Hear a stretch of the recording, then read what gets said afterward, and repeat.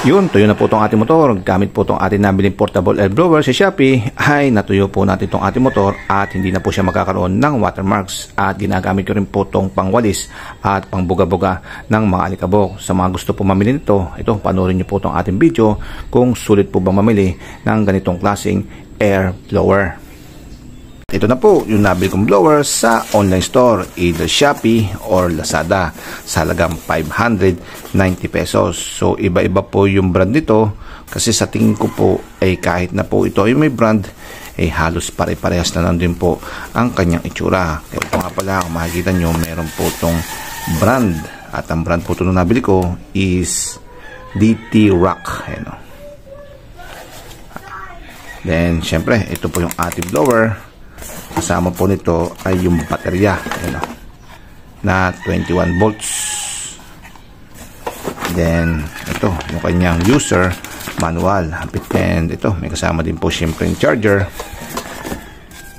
yung nozzle niya at yung filter. Kasi itong ating blower ay hindi lang po ito blower, kundi pwede rin po itong vacuum.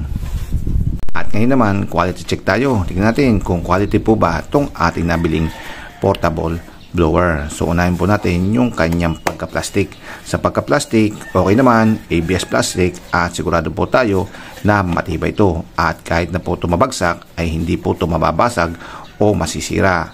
Pero inuulit ko, yung loob nito ay hindi ka natin sigurado.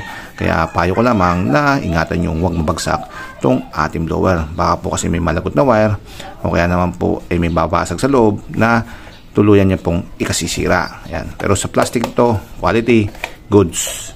Then ito, yung kanyang nozzle. Sa nozzle, ito, medyo malambot to. Then ito na po, yung kanyang baterya. Medyo manipis.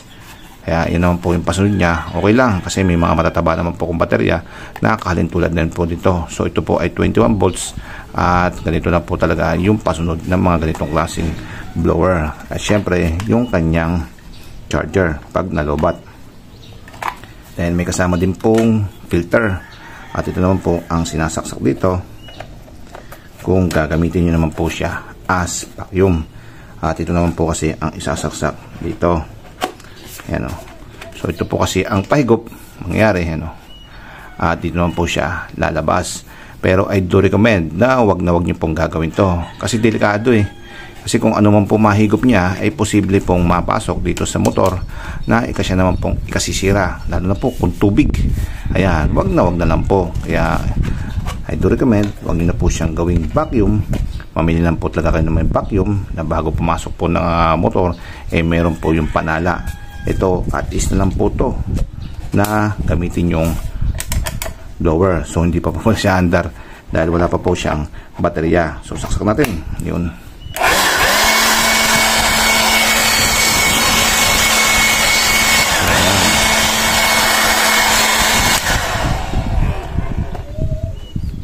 Comparison po, ito po yung ginagamit natin blower na Lotus Electric Blower. So di kuryente po to at may kable.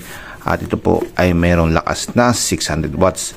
At the same time, ay pwede po tayo makapamili ng kanyang lakas from minimum to maximum. So minimum nyo po ay ito. At habang iniikot nyo po to, lumalakas po yan. Samantalang itong ating portable na DT Rock na blower ay fix po yung kanyang lakas. Baga, ito na po yun.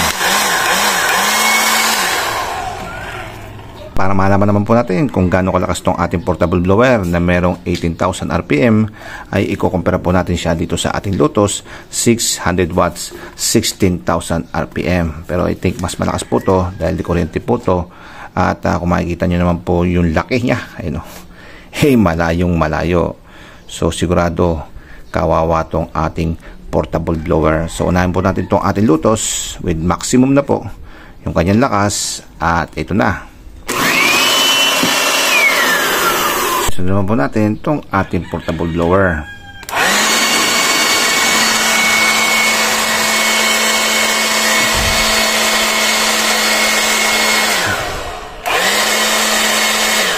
Ayun na mga pare ko, hindi niya po kayang abutin. So yan po ang lakas ng ating portable blower. So malayong malayo po sa ating kay Lotus. So ayan mga pare ko, I think mas malakas lang po na kanti sa ating hair blower itong ating portable blower. So sa akin, okay lang po yun na kahit po ito hindi ganun kalakas, basta importante siya po ay wireless at portable, at kahit po saan ko dalhin ay pwede. Kasi hindi lang po ito ginagamit ko na pampatuyo ng tubig sa aking motor, kundi ginagamit ko din po siyang pagwawalis po ng aking taguling.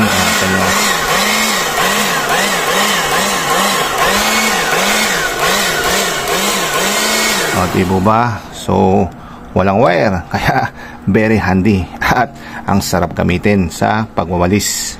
Naman kung paano natin tinutuyo itong ating motor gamit po itong ating portable blower.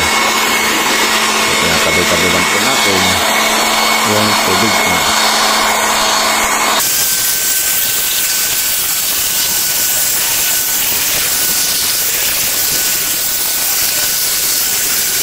Then pag medyo matuyo-tuyo na ay kukuskusin na po natin siya ng basaan para dry na po itong ating motor.